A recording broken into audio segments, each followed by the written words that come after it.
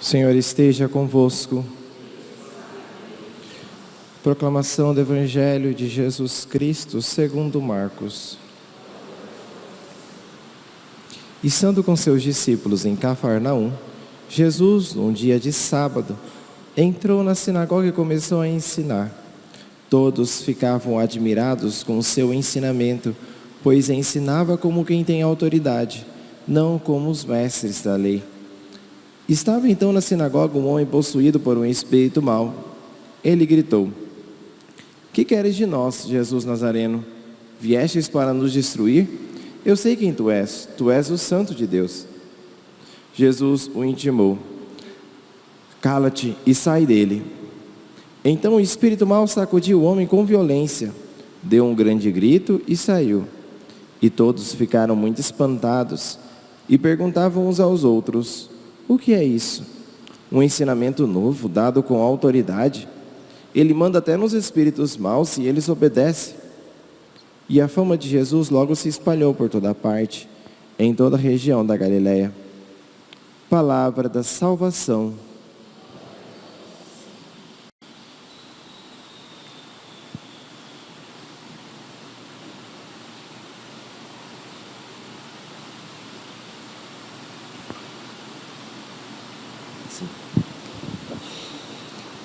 Meus queridos irmãos, iniciamos hoje o tempo comum e a primeira leitura que nós temos acesso é justamente falando sobre a oração. Ana, que reza pedindo a Deus a graça de um filho, não com um desejo egoísta, mas para melhor servi-lo. Tanto é que ela pede a Deus algo para oferecer este mesmo algo a Deus. Então eu gostaria de explicar um pouquinho para vocês sobre a oração. E gostaria de começando contando o testemunho da primeira vez que eu aprendi o que era oração. Estava acho que no ensino fundamental. Na época era série, não era ano, né? Estudava acho que na 6ª, 7ª série. E tinha ficado a recuperação de 2 matérias que tinha lá na escola: filosofia e ensino religioso. Minha mãe ficou muito brava comigo. Só que lá na escola existia o seguinte: as professoras mandavam as notas, só que tinha um período de uma semana que era para avaliar se eram essas as notas mesmo, porque como tinha muitos alunos, acontecia muitas vezes da professora errar a correção da prova e depois chegar lá: "Não, eu anotei errado, a sua nota não era essa, a sua nota é essa daqui." Então existia uma pequena parcela de chance de que em uma semana, né, de uma semana para outra, aquela nota não era nota real, mas sim a professora havia se enganado, né? E eu lembro que eu me agarrei naquilo ali com todas as forças, porque imagina, ficar de recuperação nas férias, né, lá perto de casa, onde eu havia crescido, tinha ali a quadra de futebol. Então você de manhã e de tarde estudando e ouvindo a molecada jogando bola, chamando o seu nome sem poder fazer nada. Aquilo ali era uma tortura psicológica. E eu lembro que essa foi a primeira vez, como dizia o Cuiabano, que eu rezei duro. Nem sabia rezar o texto, mas pegava e rezava. Falei assim: "Olha, não, eu vou fazer essa promessa de durante uma semana eu vou rezar o texto todos os dias." Eu lembro que teve uma das vezes nesse dia que eu sonhei com a professora, né, vindo a mim falando: "Raul, sua nota estava errada, você passou." Eu falei: "Oh, graças a Deus." Foi Nossa Senhora que intercedeu. E assim foi. Dias passando. No último dia eu já estava confiante, né?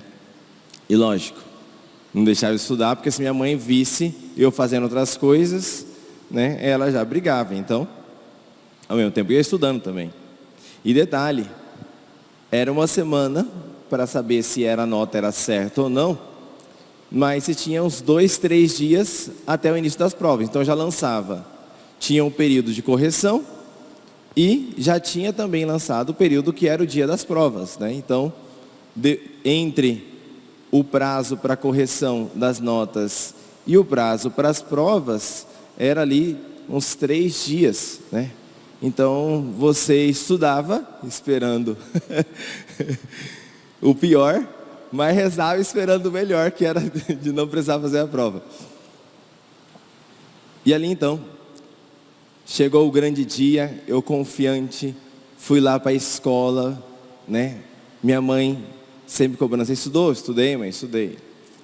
Quando eu chego lá para pegar a correção da prova, que surpresa não foi a minha.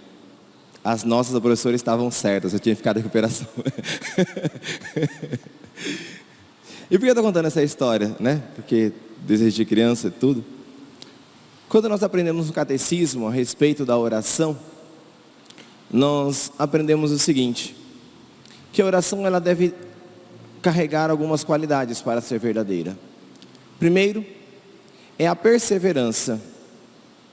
Às vezes, muitas vezes nós deixamos de rezar, nós paramos de pedir a Deus aquela graça, em que falta apenas aquilo sim, né? Para Deus nos conceder a graça. Perseverança na oração. Ana pediu há tanto e quanto tempo a graça de um filho. E nós lembramos também de Santa Isabel, de tantas outras que na velhice receberam a graça. Se elas tivessem desistido no meio do caminho, não receberiam a graça. Muitas vezes é na próxima prece que Deus vai lhe conceder o que você tanto necessita. Por isso é importante a perseverança na oração. Porque é na próxima. Se não é nessa, é na próxima. Essa perseverança de quem confia que Deus lhe dará a graça. Segunda coisa, a oração, ela deve pedir algo bom. Não se pede algo ruim. É como a história das 3 senhorinhas que encontraram a lâmpada mágica. E aí elas tinham direito a 3 desejos, uma para cada uma, né? Aí a primeira foi e diz assim, eu quero ter um corpo da minha juventude. Aí pronto, que beleza, voltei a ter o corpo de jovem, né? Aí a terceira olhou para ela e disse, que você é boa, menina, já sei uma coisa melhor para pedir, eu vou pedir para ficar bilionária, porque aí com dinheiro eu posso fazer as cirurgias e tudo mais, e eu volto a ter corpo de jovem. E aí pronto, a terceira, vendo que as suas amigas haviam transformado, disse assim, eu quero minhas amigas de volta. Aí pronto, voltou a ser pobre, voltou a ser... Acabou os desejos. Deve ser pedido algo bom, não algo ruim. Terceiro, dentre as coisas boas, aquilo que é melhor. Eu gastei uma semana das minhas preces pedindo as notas, quando na verdade poderia pedir, dentre as coisas boas, aquilo que é melhor, entendendo que as realidades espirituais, elas são muito melhores do que as materiais. E muitas vezes as nossas preces, elas se fixam apenas em coisas passageiras, quando na verdade Deus nos dá a graça, a oportunidade de pedirmos um bem muito maior. Por fim, a oração ela deve ser humilde, entendendo que aquilo que Deus nos concederá é o melhor para nós, ainda que aquilo não seja o que nós pedimos. No Evangelho, nós vemos que Jesus ensinava como quem tem autoridade, como quem sabe das Sagradas Escrituras, como quem sabe das coisas do alto. Ora, se Ele é a fonte da sabedoria, se Ele sabe quais são, as portas, os caminhos do céu, Ele sabe o que é melhor para nós. E aqui então, é a outra característica, entender que muitas vezes o que Deus nos concede Não é tanto que nós pedimos, porque nós temos uma visão limitada, mas é o melhor. Como dizia São Paulo na carta aos Tessalonicenses, em vista da nossa santificação. Tudo que Deus faz é pensando em nos tornarmos santos. Que o Senhor nos conceda neste dia e esse ano, inclusive a igreja, dedica esse ano com o tema da oração. Que o Senhor nos conceda a graça de, ao longo desse ano, aprofundarmos cada vez mais em nossa vida de oração, sem jamais desanimarmos, pedindo realmente aquilo que nos fará crescer na santidade, entendendo os caminhos de Deus. Seja louvado nosso Senhor Jesus Cristo.